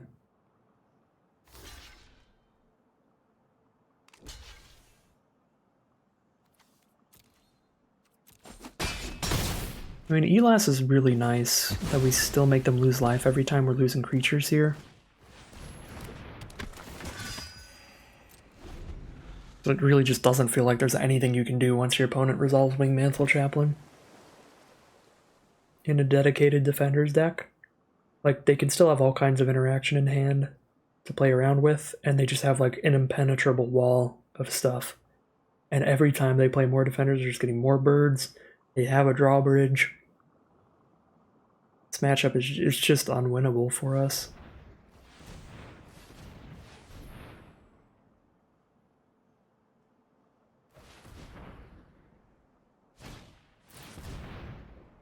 Like, I could have held onto my take up the shields way more and tried to save those so that I could actually like try killing Wingmantle Chaplains and stuff in combat, but as we saw last game, we had several take up the shields that game, and our opponent's just never going to put the Chaplain in combat if they don't have a way to recur it from grave anyway, and they have 2 Chaplains in their deck.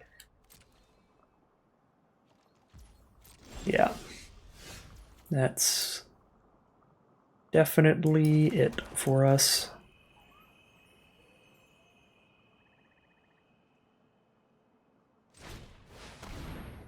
This gives me 5 total creatures now.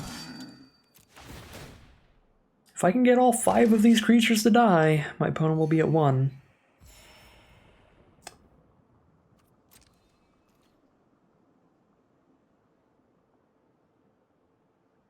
Tap down Phalanx, we only get in with the Knight.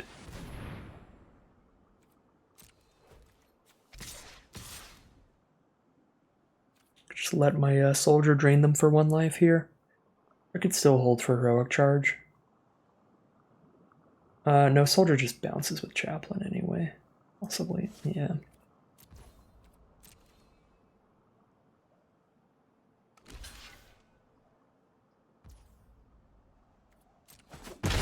Second Wingmantle Chaplain is going to be game, though. That's 5 birds. I could still draw into like a Phyrexian Warhorse or something, I guess, and just start sacrificing my whole board.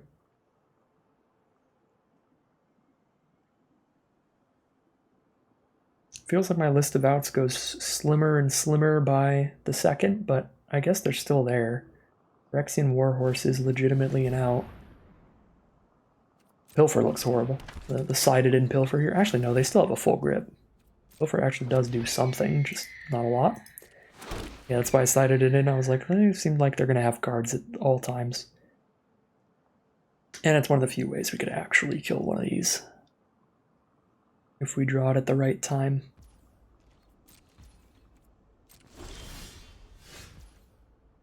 It's a free Phalanx. We have 6 creatures now outside of Elas. If our opponent can't kill Elas, then just letting everybody die can get there.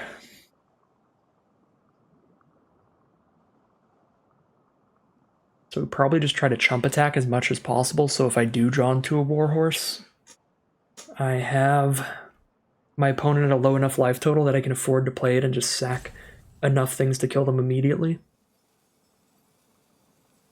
Probably supposed to still Phalanx pre-combat here. I guess I'm not using this black mana on anything, so it doesn't really matter how much Phalanx costs post-combat.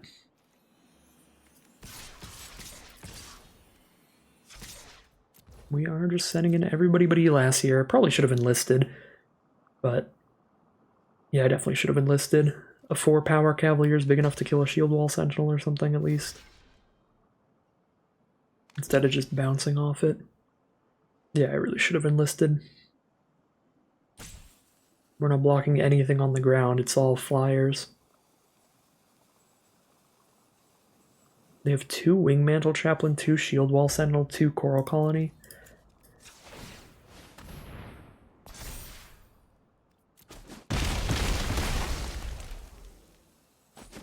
Just doing the math again and remembering that.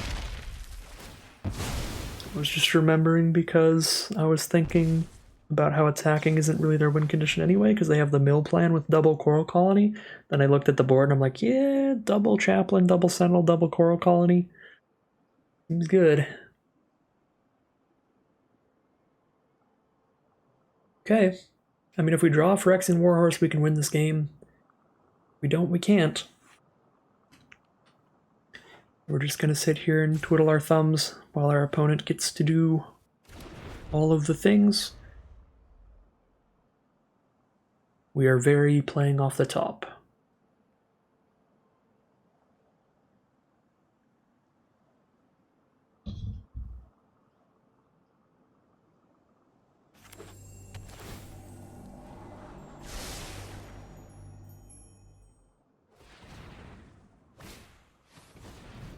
All right. Our window to win this game just became dramatically smaller. Now we need Phyrexian Warhorse on top, and we need our opponent to have no counterspell or removal spell because we need to use it for 2 turns. And now we're just dead. They have 6 defenders, 2 of which are chaplains. They're milling me 6 a turn. They're getting 2 birds every time they play anything. I guess I do have one final draw step. I mean, the Phalanxes force them to lose 1 creature every turn, but the fact that they get 2 1/1s every defender they make means they can just sit here chumping with birds forever and blocking our 1/1s with 0/3s forever so that they can make sure none of our creatures are ever dying. So our only way to actually find the ELAS damage is to draw the sack outlet, the Phyrexian Warhorse. And we have to draw that before they draw more removal.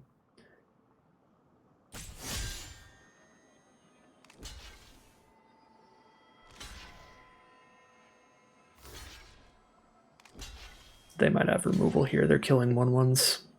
They're killing the Cavalier as well. Yeah, they've got the removal. This is an incredible deck for my opponent. They definitely earned the 3-0 here. Just feels pretty brutal to pair up against them.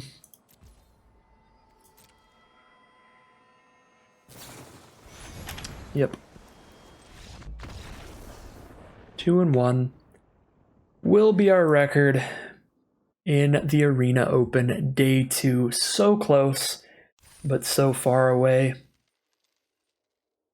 Really sad about that. That was a matchup that just felt impossible. I don't know what deck can beat that thing, but that is the strongest deck in the format. The Esper Defender's control deck, firing on all cylinders. It's the strongest build of the strongest deck in the format.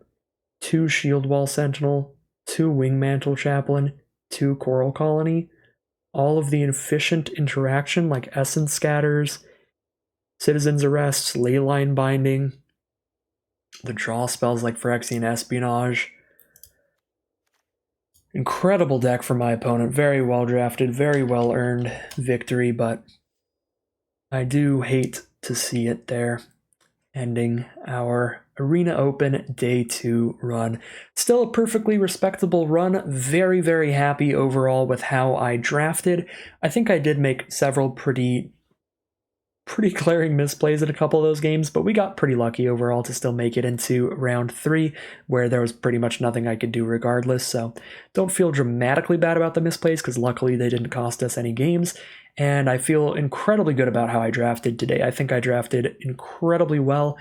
The big issue here, again, one thing I really dislike about how I drafted was taking a Take Up the Shield over an Extinguish the Light when we had already established that white was pretty open and black was not as open. We should have just scooped up the Extinguish and gotten more Take Up the Shields later, because even now I got more Take Up the Shields than I want. I don't even know if 4 Take Up the Shields is right in this deck.